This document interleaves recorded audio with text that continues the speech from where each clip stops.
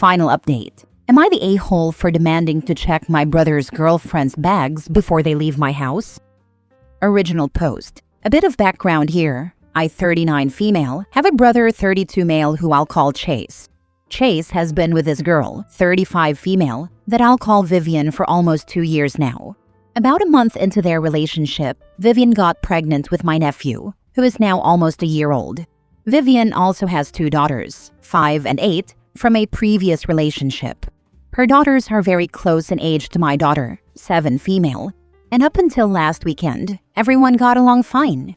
They live in a different state than us, but come to visit fairly often and stay with us because we have the extra room.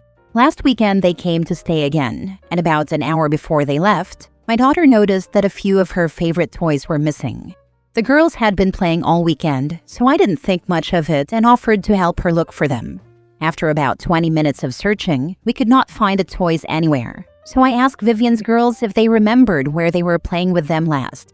The girls said no, but acted a little guilty about it. I asked Chase and Vivian about it, and Chase said he saw the exact toys in the room that Vivian's girls were sleeping in. We went to check, and they were not there. He asked Vivian if she had moved them when she packed the girls' things that morning, and she said they were not there. We went back into the living room, and I saw Vivian's girls huddled close together over a backpack and quickly close it when they saw we were there. Chase asked the girls again if they knew where the toys were, and this time they didn't say anything and just looked at their mom. Chase reached for the bag, and Vivian lost it. She started yelling at me, saying how dare I accuse her daughters of stealing, and she tried to snatch the bag away. Chase opened it, and there were the missing toys, plus a few more. I was absolutely furious. I told her I wanted to see what else she had, and demanded she open the 2 suitcases. She said that was an invasion of her privacy and tried to take them and leave. Chase stopped her and made her open them. She had taken several tops, a few skirts and dresses, and a brand new pair of Nikes that belonged to my daughter. I took everything back and told her she and her girls were not allowed back in my home. I have since received several texts from her and a few unknown numbers telling me I embarrassed her and upset her girls because they were promised the items. Chase is upset with her, but said I was too mean to her in front of everyone and that I could have handled the situation more privately. I do feel awful that her girls left crying, but am I the a-hole for how I handled the situation? Edited to add answers to a few questions I keep getting. I am not sure who promised the girls the items. She wouldn't elaborate, but I'm assuming it was her. She wanted me to pull her aside into a different room away from Chase and the kids to talk the situation out.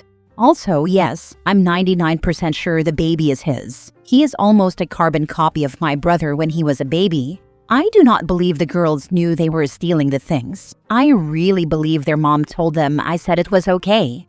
We have never had problems with the girls before this. They really seem to be good kids.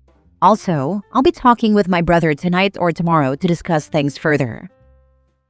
Now for the top comments before reading the updates.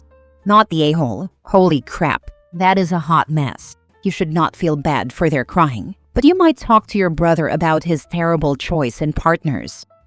Our family never really loved her, but she has never done anything before this. To my knowledge, that was a major red flag. Unfortunately, even if he does leave her, he's stuck for another 17 years. Not the a-hole. I may not have thought to open the suitcases. I would have thought the girls just stole the toys, but the clothes make it seem like it was Vivian's act. Especially if the girls were promised them. Who else would promise them? Your brother, his girlfriend, and children/stepchildren shouldn't be invited back. Anyone saying anything to you can host them themselves or shut the heck up. I normally wouldn't have thought to check either, but the way she grabbed them and tried to leave set off all the warning bells in my head. And who was there to be embarrassed in front of? It sounds like it was just your 2 families.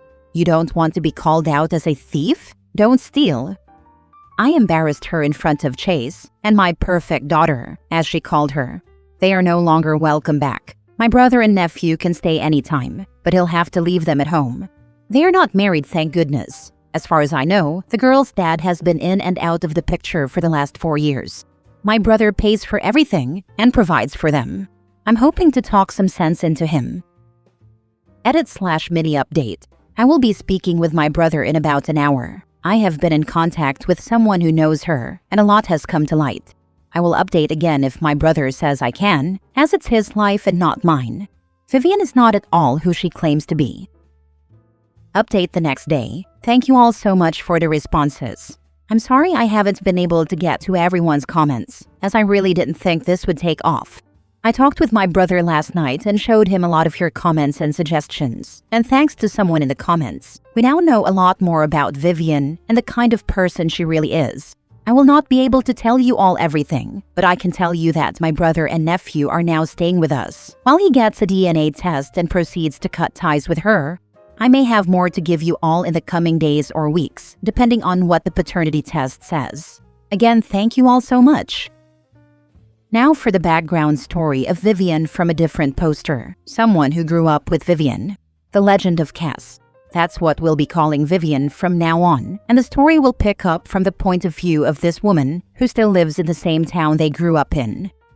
Well, this has certainly blown up, but who am I to deny the people what they want? The Cass lore. For obvious reasons, I'm going to be a little vague with certain details for privacy reasons. Mainly, I don't want this crazy train coming back into my life, and hopefully you'll understand why by the end. So buckle up. This one is long and wild, and please don't judge me. We don't associate with any of these people anymore, and haven't for over a decade. Also, I will say that she is a very pretty girl, and has usually gotten whatever she wants from men, so she's not used to hearing no. 2005, when I was 18, my then boyfriend, now husband, and I were invited to a house party hosted by a friend of a friend to celebrate graduation. We knew about half the people there and had been to the house a handful of times before. We were all hanging out in the basement, and after a few drinks, I went upstairs to use the bathroom, and that's where I met Cass, who was 14 at the time. The bathroom door was open, so I walked in and turned on the light, but to my surprise, there she was with some guy, doing things you typically wouldn't do in an unlocked room. I apologized and found a different bathroom. About an hour later, she came downstairs where the rest of us were and locked in on my boyfriend, making a beeline for him. Keep in mind I was right next to him. She tried to sit on his lap, and when he pushed her off, she popped back up like a demented Jack-in-the-Box and immediately started screeching about how she was just playing. You aren't even hot, and you could do so much better than her. We stayed another hour or so and left. A week later, she was blowing up the guy's phone, the one she'd hooked up with, telling him she was pregnant. When he didn't believe her, because honestly, who would after just a week? She tried to press charges for rape. I know my boyfriend and I both had to talk to a police officer because we were there, and I was the one who walked in on them. I don't know what happened after that, but the charges were eventually dropped. 2009. My husband and I are 22, and she's 18. We're now married and living on the East Coast because he's in the military. We come home for his parents' 4th of July party and get tasked with going to get more ice.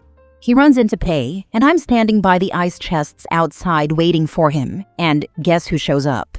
She walks straight up to me and says something along the lines of how she's glad I finally learned my place, and that she and my husband have been so happy together for the last year.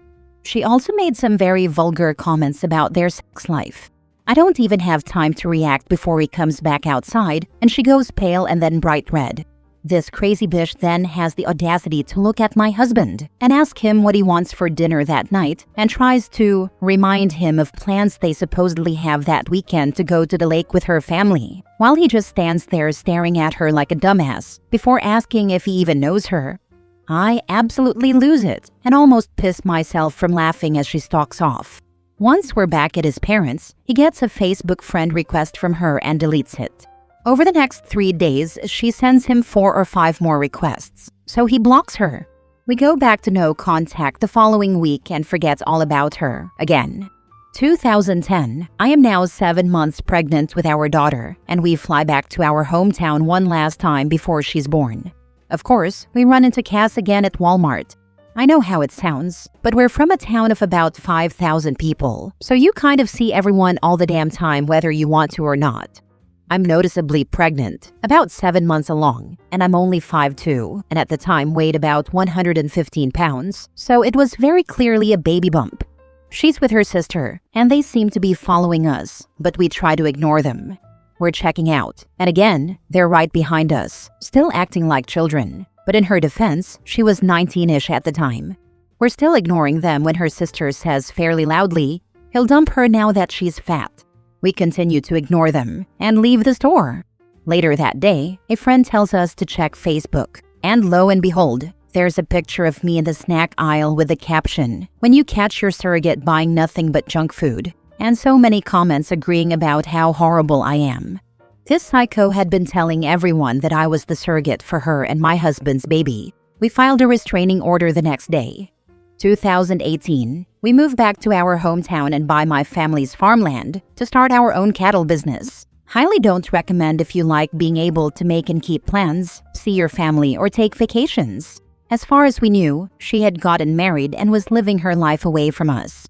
About 6 months after moving back, we get a letter from a family lawyer saying my husband needs to present himself for a paternity test and that we were being sued for child support. Apparently, the baby girl came out white, and Cass's husband was not. She told her husband that my husband had raped her and that it was his baby. Charges were filed, but thankfully we were still in North Carolina at the time of conception, and the Army's very meticulous about knowing where their soldiers are at all times.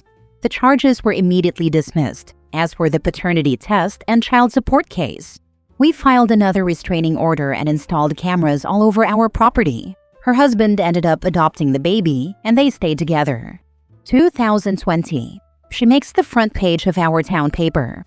Apparently, Cass has had another baby girl, who also didn't match her husband's skin tone. He kicked her and the kids out, and one night she came back to his house, in full view of his security cameras, in her own car, with the kids, and set his porch on fire. The husband got temporary custody of the girls for about 2 years while Cass was in jail. 2023. She gets the girls back and dips out of state. The husband files a police report, and everyone is looking for her. Unfortunately, the husband passes away in a car accident that same year. 2025. I'm doom scrolling on Reddit and see a story that sounds very familiar, and here we are. Reasons I thought it was her from the other post. Her and the girls' ages. We knew she had a baby boy recently. She has a history of theft, and immediately playing the victim when caught. We still have a few mutuals on Facebook, so I do see her posts from time to time and knew she moved in with a new guy, OP's brother from the other post, about a year and a half ago. Well, I think that's the meat and potatoes of it. I'll be around later this afternoon to answer any questions. I may have some of the dates off, but hell, my memory's trash these days, and I try not to think about her or any of those crazies. Her fixation on your husband is so scary. Hopefully she continues to leave you alone. I also hope her kids turn out okay, because between the other story and this one, it sounds like she has many personal growth opportunities.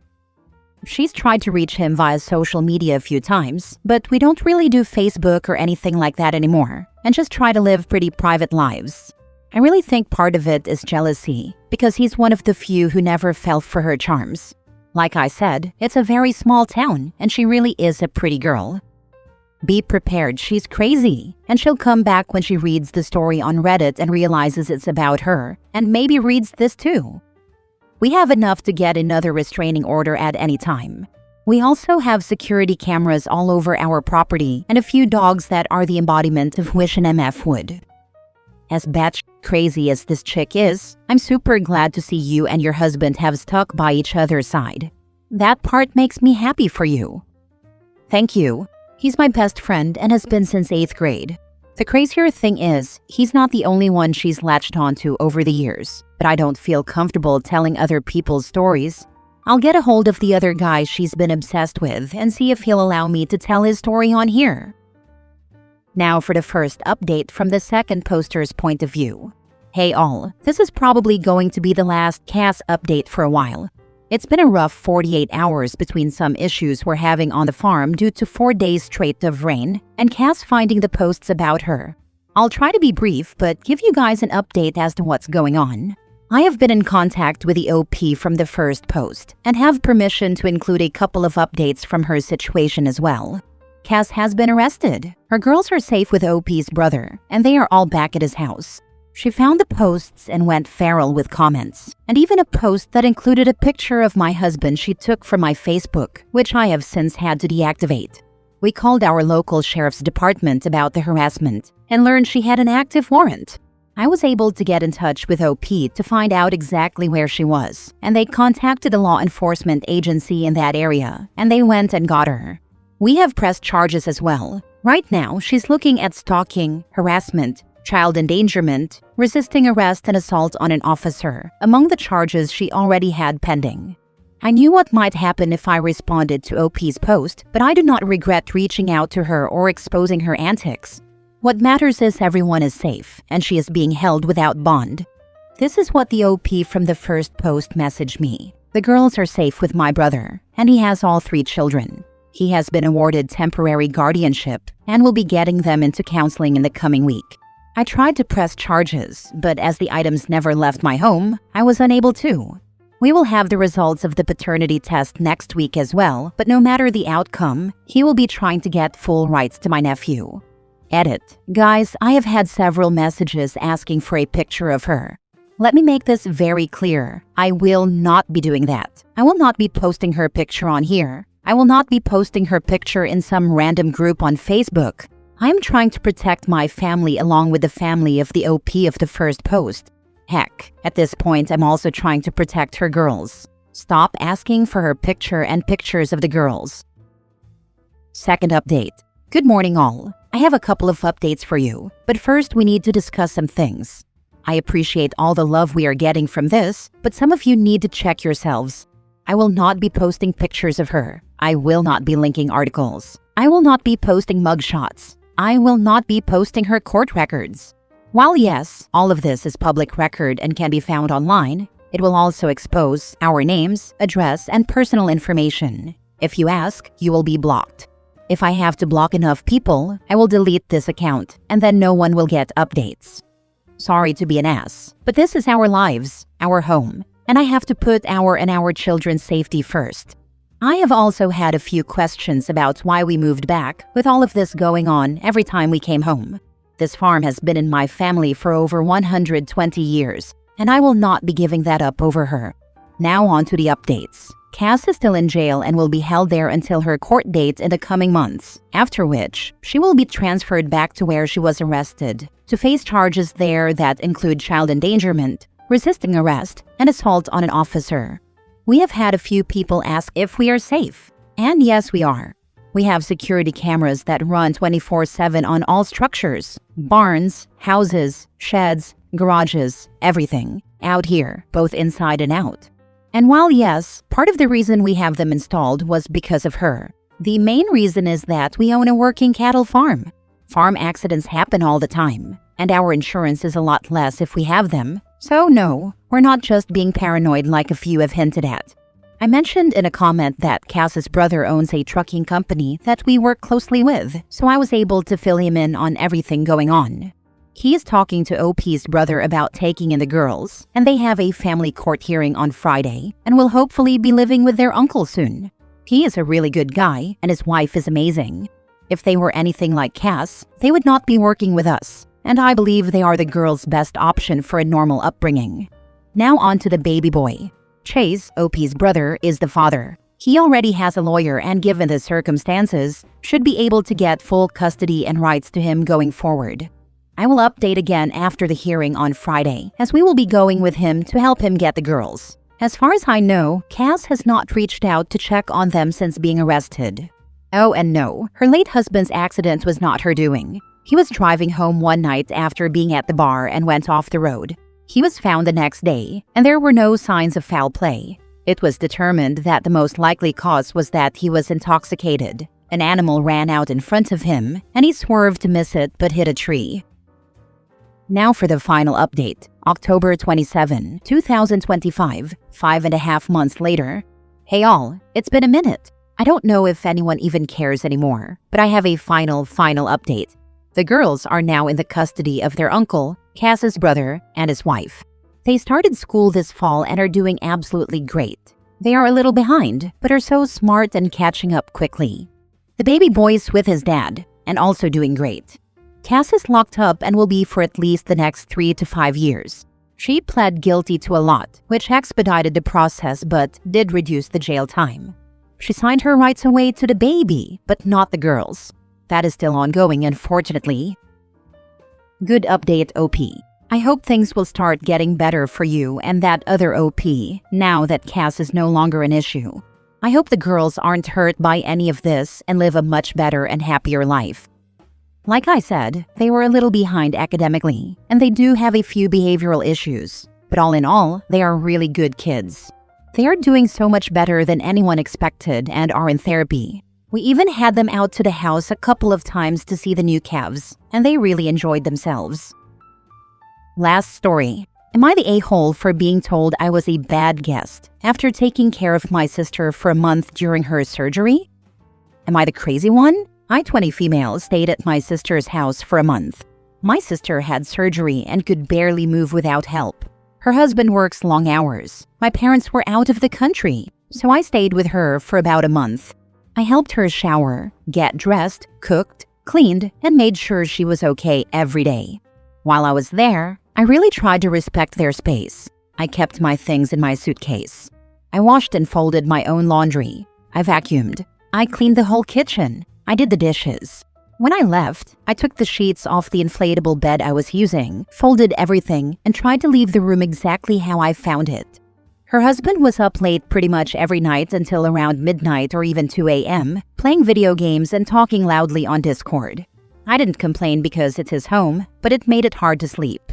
They also had several arguments while I was there, including in the car, and one time they even brought me into it, which made everything feel awkward. But I stayed, helped, and did the best I could.